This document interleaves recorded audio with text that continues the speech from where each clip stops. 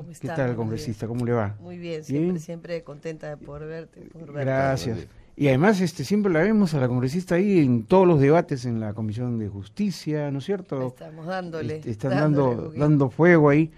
Bueno, hay temas de coyuntura que yo quisiera preguntarle a la congresista Marisol Pérez Tello, porque forman parte justamente de todos estos debates que se han llevado a cabo en los últimos tiempos. Por ejemplo, estamos bien encaminados en esta política que ha definido el presidente de no dialogar con los terroristas, prácticamente poner al margen de la ley a todos los movimientos que propugnan acciones violentas en contra de la democracia y de los ciudadanos, y es más, hasta expulsar de las universidades a aquellos jóvenes que se les compruebe eventualmente, ¿no?, que están integrados en organizaciones tipo Movadef, por ejemplo. ¿Qué comentario tiene al respecto?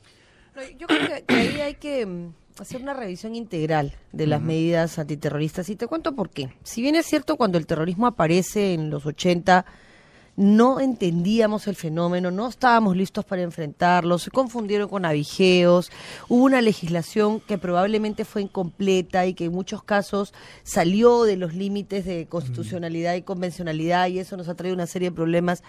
Ya hoy sí conocemos el fenómeno, aun cuando no lo entendamos integralmente porque se reedita y se reinventa, sí sabemos que hay financistas, que en este caso financian el narcotráfico, que financian las madereras ilegales, la minería ilegal, todo este mercado de ilegalidad que se hace alrededor y que supone también explotación de niños y de mujeres. Y tenemos que tener una respuesta legal firme. Entonces, hay varias normas que se están haciendo y se están trabajando independientemente de lo que integralmente tiene que ser el Ejecutivo con presencia del Estado en todo el país, ¿no? Una ha sido la Ley de Financiamiento del Terrorismo, que se ha publicado el día de ayer, Sí, que está dirigida directamente a la recaudación de fondos en el extranjero, pero también al narcotráfico que usa de mercenarios a los terrucos, vamos a decir las cosas como son. Claro. La otra es una vinculada al magisterio, no solamente la que se ha aprobado ayer, que es una gran reforma magisterial, pero que también incorpora la prohibición de que una persona sentenciada por terrorismo ingrese a la carrera magisterial. No significa que se quede sin trabajo, significa que ingrese a esta nueva concepción que supone ascensos, meritocracia, mejores sueldos. Entonces la idea es sumarle a esta norma una norma de carácter penal en la cual un profesor, una persona que ha sido sentenciada por delito de terrorismo pueda ser separada, es decir, la sentencia penal por delito consentido y ejecutoriado supone que tú no puedas ser profesor. ¿Por qué? Porque se está privilegiando el interés superior del niño. O sea, se están agarrando dos derechos, sí, pues el derecho al trabajo de la persona que ya fue declarada en libertad, en teoría se ha resocializado, y el derecho al niño a no exponerlo a peligro. Que es un derecho superior. Que es un derecho Obvio, superior. ¿no Lo es hemos cierto? ponderado y hemos dicho, mira, ¿sabes qué? El sentenciado por terrorismo no puede enseñar. Eso para el futuro. Acuérdate que no se puede aplicar para atrás.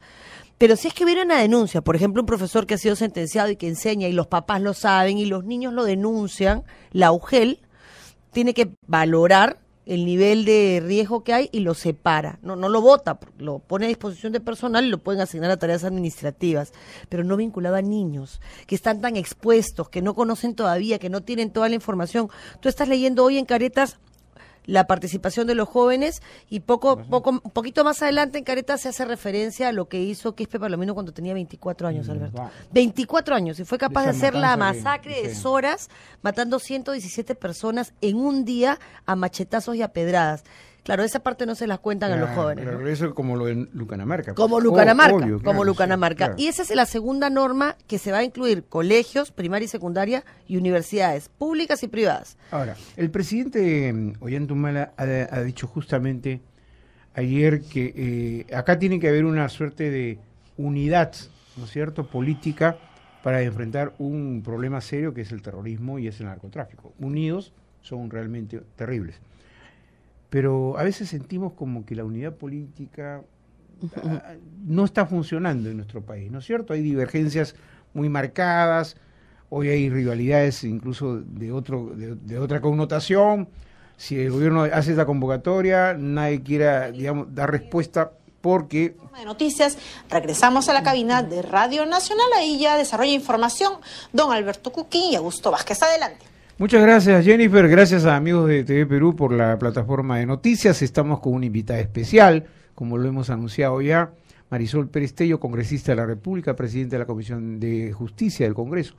Ella está aquí justamente para debatir varios de los temas que interesan a la opinión pública. Ya le habíamos preguntado y quisiéramos que compartir sus opiniones con el público de TV Perú en relación a todas estas normas que se han empezado a dictar para sancionar, por ejemplo, los que financian el terrorismo, directa o indirectamente, ingenua o no ingenuamente, ¿no es cierto? Porque hay que estar atentos a esos ingenuos, a los que se le llamaba los caídos del palto. Pero en todo caso hay que estar muy prevenidos. ¿Todas estas medidas son oportunas, son adecuadas? Sí, yo creo que son oportunas, son adecuadas, se han aprobado en la mayoría de los casos por unanimidad, lo que refleja una voluntad política única. Nosotros podemos discrepar con el gobierno en un montón de cosas, pero en la lucha contra el terrorismo estamos todos juntos. Todos los que creemos en la democracia tenemos que enfrentar esto con la ley, y yo creo que eso es importante. Esta primera sanción al financiamiento del terrorismo publicada el día de ayer, una segunda vinculada a separar a maestros de escuelas primarias, secundarias, públicas o privadas y universidades, y también un mecanismo de prevención para que en caso de que, habiendo sido sentenciados y enseñando en un colegio, se vea que continúan con esta locura. Y la tercera es una que de alguna manera encuadre apología. Le llaman negacionismo, yo creo que el tipo no va a salir por ahí, pero la idea es que la ley sea un freno al terrorismo acompañado de una serie de políticas públicas concretas de presencia del Estado en todo el país para no darle espacio al terrorismo. Y se acaba de hacer una marcha por la paz y contra el terrorismo organizada por una universidad conocida y que ha sido apoyada por otras universidades, políticos también, ¿no es cierto? Y el público en general. ¿Qué va a pasar? Vamos a ponernos en el caso de que estos movimientos, estos jóvenes que siguen este movimiento pro-terrorista, se le ocurre en algún momento, reclamando el mismo derecho, salir a las calles a defender su ideología. Bueno, a ver, yo creo que hay en el país libertad de expresión, pero esta libertad de expresión tiene un límite, y ese límite está en la apología. Tú no puedes estar defendiendo o reivindicando acciones por las cuales murieron peruanos y peruanas en el Perú y podrían seguir muriendo. O sea, la conducta de estos mercenarios hoy en el BRAEM y del terrorismo durante los 80, 90 y inicios del 2000 no lo podemos aceptar. O sea, eso no es un espacio donde tú puedas hay que dejar un resquicio para que se avance, como en Movadef, como por ejemplo en CONARE. O sea, eso hay que sancionarlo, y hay que sancionarlo con todo el peso de la ley. Tú no puedes tener un estudiante que repita de año, a que encima se le paga la educación, y que lo que está haciendo es en la universidad fomentando actos delincuenciales. No puedes, no debes. Y si la norma no existe, hay que hacerla. Y hay que hacerla bien y rápido. Y yo creo que en eso estamos todos juntos. Lo que hay que hacer adicionalmente, y es lo que tenemos que fiscalizar como oposición, es que el Estado esté presente. En este pueblo del que hacíamos referencia con Alberto y conversábamos, Soras, donde se mató a 117 personas hace 29 años, el Estado ha puesto una comisaría hace 7 meses. Cosa que felicito, pero mira los años de abandono, ¿no? Claro, mira los tiempo. Años que no son aceptables. Entonces, lo que yo creo es que hay que empujar una presencia del Estado en materia de educación, en materia de salud, para que un padre que ve morir a su hijo no encuentre en el terrorismo, que por supuesto comienza a utilizar estos señuelos, una puerta para rescatar a su hijo, sino que sea el Estado el que dé una respuesta pronta y eficiente. Y en eso hay que estar juntos, Alberto, y la crítica política después. Claro que sí. Ahora, nosotros hemos observado como ciudadanos y como periodistas que hay situaciones en las que uno a veces no le encuentra explicación lógica en la política, ¿no? Por ejemplo, ¿qué está pasando con algunos estamentos de la propia estructura del Estado? Por ejemplo, vemos que el presidente de la Suprema está enfrentado con el del Tribunal Constitucional, aparentemente ya superado, pero hay muchos conflictos dentro de la estructura del Estado. ¿Ustedes como congresistas se han percatado de ese detalle? Hay mucha, no sé si rivalidad, hasta ahora no entiendo por qué surgen estas incluso expresiones duras que hay de parte, ¿no es cierto?, de los representantes de los poderes del Estado, cuando se quieren referir a otro integrante de otro poder del Estado. Yo creo que tenemos que aprender que a los peruanos y peruanas nos interesan las soluciones y no las ofensas entre las personas que detentan el poder, sea desde cualquiera de los poderes del Estado. Y eso es importante, que sepamos que se tiene que atacar los actos concretos y no a las personas que están detrás de esos actos, porque entonces la política decae de nivel, el debate decae, nos convertimos en personas que no somos ejemplo para el país, y eso demanda de nosotros una conducta distinta que el Perú sabrá reconocer y agradecer sin duda, ¿no? Eso es lo que debe ser una autoridad y un líder. Conversando, pero gracias, Jennifer, por la señal de TV Perú en nuestra plataforma de noticias. Hemos compartido una parte de las importantes declaraciones de Marisol Perestello, congresista de la República. Nosotros aquí en Radio vamos a continuar con ella y con ustedes en cualquier momento con más informaciones y noticias. Muchas gracias, Jennifer. Muy buenos días. Muy bien, muchísimas gracias, buenos días. Ahora sí, nosotros nos Bien. toca a las 8:40. Congresista. Seguimos en la radio. Seguimos en la radio. Muy bien. El asunto ahora del terrorismo, no sé si para usted está suficientemente, digamos, observa, usted es una persona muy inteligente, está casi observando permanentemente las conductas políticas de las distintas agrupaciones. En esta materia de la lucha contra el terrorismo y todos estos males de la corrupción, el narcotráfico, ¿siente usted realmente que nos hemos unido en ese criterio o todavía seguimos dispersos? Porque cada declaración que uno escucha y cada posición nos hace sentir como que nadie dice que uno renuncie a sus postulados políticos, ¿no? No, claro. Pero cuando hay temas de interés nacional, en eso, tipo lo que va a ocurrir en La Haya, hay que mantener la unidad, ¿no es cierto?, nacional en ese sentido.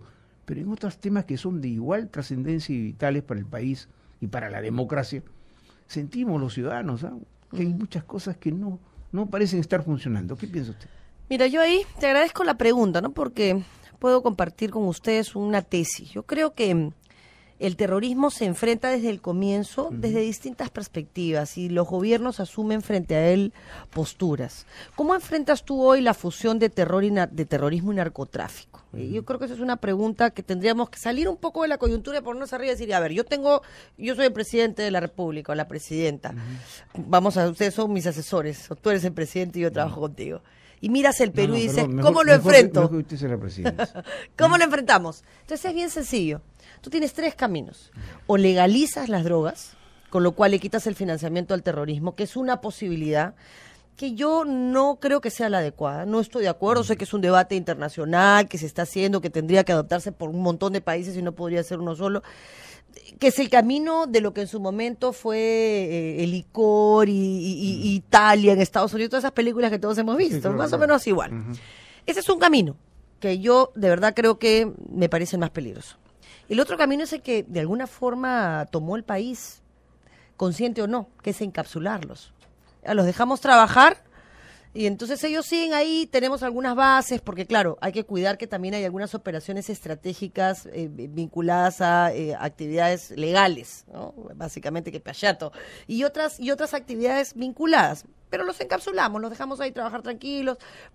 Ahí, por ahí nos cruzamos con ellos, bueno, hay una emboscada, pero no es una cosa frontal, dirigida, directa para combatirlos. Tomando en cuenta además que nosotros tenemos un presupuesto, procedimientos de compra de armas, un tema logístico que está pues como parte de este aparato estatal con corrupción, no de este gobierno, la corrupción está enquistada en el boletero, así es. en el señor que te coimea para darte tu cheque en la policía, en el señor que te coimea para darte tu medicina Así en es, salud. así es. Y es un nivel de corrupción que tenemos que perseguir todos los peruanos, con el polo político que nos dé la gana, pero que está ahí y la vemos todos los días. Se siente, claro. Y hay que combatirla directa y frontalmente. Y hay la tercera posición, que es la que ha tomado el gobierno, y yo felicito a Humala por eso, y tú sabes que yo no he votado por él, y cuando puedo le pego, pero esto, tengo que felicitarlo, pues, tengo que decirle, ¿sabe qué, señor presidente? Estoy con usted, lo felicito. Creo que está haciendo lo correcto y tiene los pantalones para hacerlo. Hay que agarrar y enfrentar al terrorismo. Y decirle, ¿sabes qué? En esta tierra tú no tienes espacio. Y mira, narcotráfico, también te voy a combatir a ti, ¿ya? Voy a juntar plata para combatirte. No te metas, primero voy a ganarle a este. Y el narcotráfico lo sabe y lo aprovecha, entonces le da plata al terrorismo, Claro. para distraer al Estado, ¿no? Así Toma, empezó así. anda, secuestra para allá, porque así te distraes. ¿Por qué? Porque les estamos Y eso pisando los obviamente callos. está claro, porque para haber dictado esa norma de aquel que financia Para eso- va a pero ir para eso 35 sí, años a la cárcel. Por eso no sé. sí, porque, Ahí. porque simplemente el narcotráfico, claro, cuando vas a perseguir al terrorismo te encuentras con las pistas clandestinas de aterrizaje, entonces desactivas, pues, ¿no? Y no les gusta.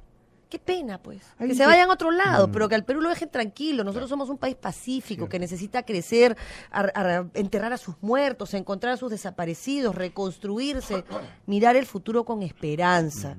Y no le vamos a permitir al terrorismo que vuelva a hacer lo que hizo. No lo vamos a hacer, aunque sea todos los días hoy hablamos de este tema. Nos felicito. Yo, ¿sabes qué? Me felicito. Te felicito, los felicito. Felicito al presidente Humala. Y el decirle al Perú, ok, esto es un tema que pasó hace 30 años, pero que no tuvimos la valentía de revisar. Así es. El derecho a la resocialización nos lleva a pensar en gente que está por salir de las cárceles condenadas por terrorismo y mucha otra gente que ya ha salido y que se ha de alguna manera enquistado en algunos órganos del Estado, en funcionarios públicos, en los colegios, en los centros educativos. ¿Cómo hacemos para proteger y darle ese derecho también a la juventud, a los niños, de no estar, digamos, frente a personajes sentenciados con ideologías descabelladas que vuelven a la sociedad para instigar o para proponer su ideología? Bueno, hoy ya se puso como requisito para dedicarse a la docencia no haber sido condenado por delito doloso vinculado a temas de terrorismo y violación sexual. Eso es lo mínimo que se puede hacer. Me da mucha pena que gente... Estuve en Lurigancho y ellos se autodefinían y me dio mucho gusto como personas privadas de libertad en franco proceso de resocialización. Me generó mucha ternura. Y yo sí creo en la resocialización, creo que hay que trabajar en eso, pero no puedes exponer a los niños, ¿no? Y eso es un derecho de los peruanos y peruanas. Está bien, voy a resocializarte, pero no voy a poner a una persona que ha sido sentenciada por matar a 100 personas a enseñarle a un niño y que pretenda justificar, porque eso es Yo creo que ellos buscan humano, ¿no? reivindicar ¿no es cierto? El pensamiento Gonzalo no puedo, y cosas por el estilo. me da mucha pena, pero yo creo que hay riesgos que un país no puede tomar. Congresista, hay varios temas, pero y quisiera tocar respecto al futuro de los partidos y a su futuro, incluso el suyo, el futuro político de Marisol Pérez Tello.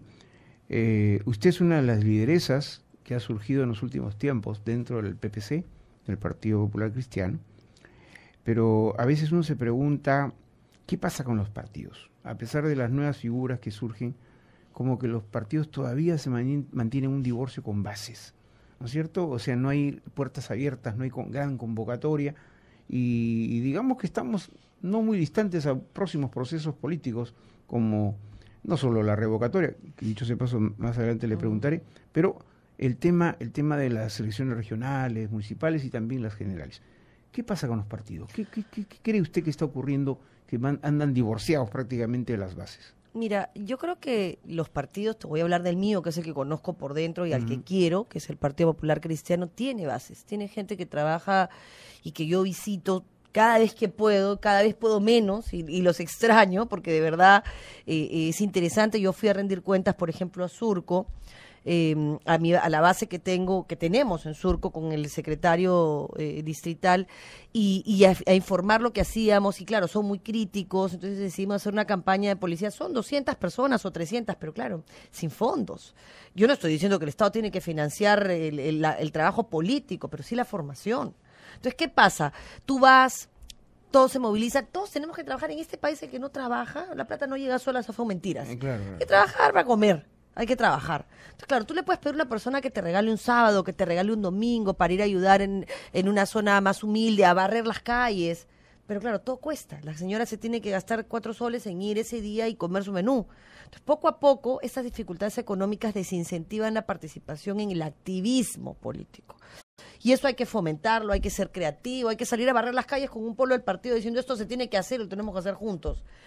Pero en la formación hay una debilidad que el PPC está tratando de superar, y Raúl Castro está haciendo ahí un trabajo que yo felicito, con una lógica que es continuar el trabajo que empezó Lourdes Flores en su momento y el doctor ¿No hay Bedoya. divergencias notorias, marcadas, abismales? Nosotros somos una familia, Alberto, y como en toda la familia los hermanos se pelean, ¿no? Y hay un tío al que quieres más que a otro, pero somos una familia. Y el tío sería Raúl Castro. Y el presidente de mi partido es Raúl, y yo lo respeto. Y si la mayoría de mi partido lo eligió como presidente, yo no tengo nada que No decir tiene más que que hacer ponerme en la cola como un soldado y decirle, bueno, ¿qué tengo que hacer? Revocatoria. ¿Están de acuerdo en el PPC? Porque a veces se siente, ¿no? Por un lado dicen sí, por otro dicen no. ¿Cómo es? A ver. Mira, no estamos felices con la gestión. Yo creo que sin duda no lo estamos. Creemos que Lourdes lo hubiera hecho muchísimo mejor y que hubiese tenido varias decisiones importantes para el Perú que necesitan que uno no piense en la elección siguiente. Por ejemplo, un metro. Un metro no va a tener resultados en 4 años o en 5. Lo más probable es que después de la experiencia que tuvimos con el tren eléctrico, de estos postes, un montón de años, la gente diga esto no sirve para nada. Pero necesita una visión de estadista, ¿no? Alguien que entienda que la ciudad de Lima necesita un metro, mecanismos rápidos de comunicación. Y eso no se está haciendo ahora, no nos está mirando el largo plazo, y menos con la revocatoria de Porta nos vamos a dedicar a ver inauguraciones de escaleras, ¿no? Pero la revocatoria como revocatoria es una figura que tal como está concebida hoy el partido no respalda. No por Susana, sino porque debilita los gobiernos locales. Entonces tienes al alcalde comprando, o sea, yo no sé hablar disimulado, ¿ya? Comprando a los regidores de oposición. Entonces eso no es posible, eso es inaceptable. Entonces no hay un solo. Claro, porque el problema ahora de la revocatoria es que van a ir, eventualmente serían todos, sí, ¿no es cierto? Regidores, mira, todo, de todos. A los regidores del PPC no les interesa. Tú no creas que los regidores que están en el PPC hoy día viven de eso. ¿Eh? No. Yo los conozco a todos. Y todos son jóvenes, Bien. porque la mayoría son jóvenes trabajadores que están allí sirviendo al país, que es lo que nos han enseñado a hacer. Vamos a tener que seguir conversando sobre el futuro político de Marisol Peristello, porque ella no nos ha querido dar detalles, no nos ha querido revelar, pero nosotros sabemos que tiene bases importantes, que podría, ya que se habla de futuras candidaturas, renovación. así que vamos a hablar de eso más adelante. Antes, ella se refirió a la lucha contra la corrupción. Y aquí en Radio Nacional hemos implementado a todos nuestros invitados de hace 20 días, a todos los que vienen, a entregarle 2 caramelitos anticorrupción, porque con estos 2 caramelitos anticorrupción usted va a recordar, como decimos, cuando chupe un caramelito, usted sabe, sea este o cualquier otro, que a la corrupción no hay que darle tregua, porque lo que está pasando en nuestro país con la corrupción es tremendo. Por eso que le agradecemos su presencia, congresista. Y yo les agradezco a ustedes la invitación y a través de ustedes saludo a todos mis hermanos y hermanas peruanos y les pido que se interesen en el caso de Soras. Es el caso de personas que han sido abandonadas 29 años. Y hasta que la muerte no nos duela a todos, no hay posibilidad de un proceso de reconciliación. Sí, pues hemos visto a una representante de Soras estaba reclamando, ¿no es cierto?, que una mayor presencia del Estado e interesarse por los deudos y por las familias de esa localidad.